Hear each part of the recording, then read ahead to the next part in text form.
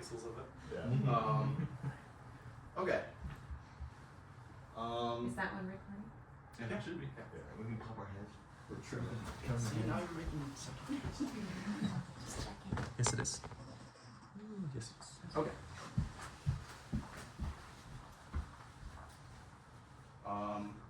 Okay, yeah. Our public education in the United States has failed us.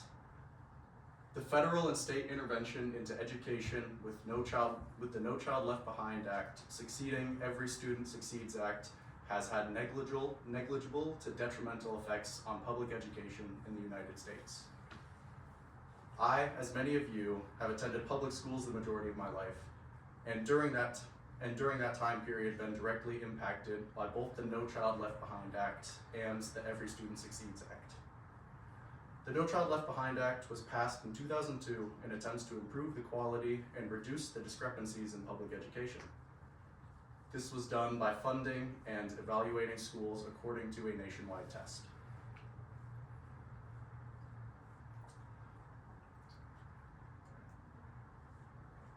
Following the application of the No Child Left Behind Act, teachers and other educators began to teach in accordance with the federal exam.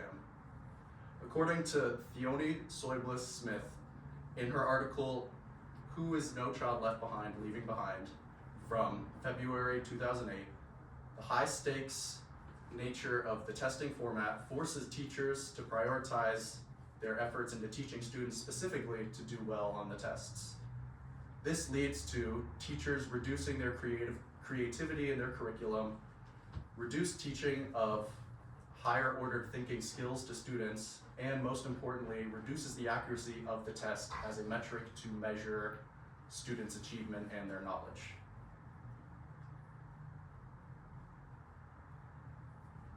Adjusting for grade point inflation due to teachers teaching their students specifically for the tests and not for their knowledge and learning, no strong evidence of benefit to students' knowledge and learning has been proven after the implementation of the No Child Left Behind policy. It is said by Daniel Cortez in his article, Moving Past No Child Left Behind, published on November 6, 2009, that accounting for grade point inflation, there is no strong evidence of students' increase in knowledge or learning.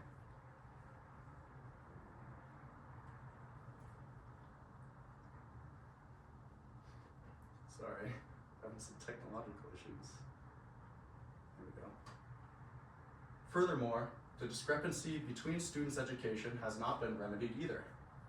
In a study by Rowley and Wright titled No White Child Left Behind from the spring of 2011, they found that the best predictor of test scores was a school's socioeconomic status, and that test scores for white students was on average in the 55th percentile, while for black students it was in the 28th percentile. Mind you, this study was done 9 years after the implementation of the No Child Left Behind Act. This predictor and these percentiles match that of previous findings from before the No Child Left Behind Act in the early 2000s and the late 1900s, showing that there has been no change to either metrics of equitability due to the No Child Left Behind Act.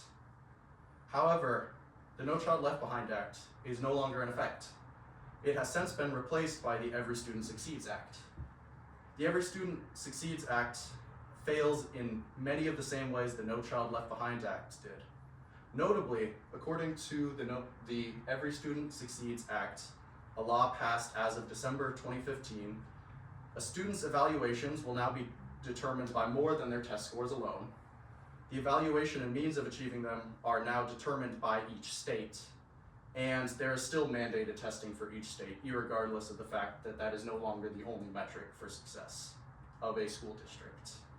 These changes not only fail to prevent the issues of the No Child Left Behind Act, but continue to add more.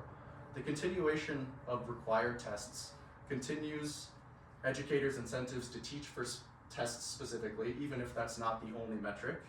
The addition of more social measurements is likely to be undermined and proved inaccurate the same way the tests were. The quality of education, most importantly, the quality of education is now a product of each individual state and where you live and how they value education. Derek W. Black highlights a number of discrepancies in his article, Abandoning the Federal Role in Education, the Every Student Succeeds Act, published October 2017. Firstly, states have complete control over the weighting of specific metrics of success. This includes tests, student engagement, teacher engagement, school climate, etc. This allows for a large disparity between states and also for the states to weight metrics in specific ways that reflect them positively, not necessarily as a good measurement of how their students are performing in their state. Secondly, the Every Student Succeeds Act has a more lax standards for equity among schools. The No Child Left Behind Act and the Every Student Succeeds Act has had very negligible impact on public education in the United States. More than negligible impact, it has shown to have damaging impact in many instances. The lack of effect of the No Child Left Behind Act on students' knowledge, disparity between students, and the detrimental impact on the subject matter taught, combined with the Every Student Succeeds Act failure to address the pre-existing problems as well as introducing the added discrepancy due to the state's power having culminated in a failure on public education. Going forward, I ask all of you to consider what you can do for education on a local level and to vote for what you can do on a federal level, because so far, our education system has failed us. That's all. Onward, onward.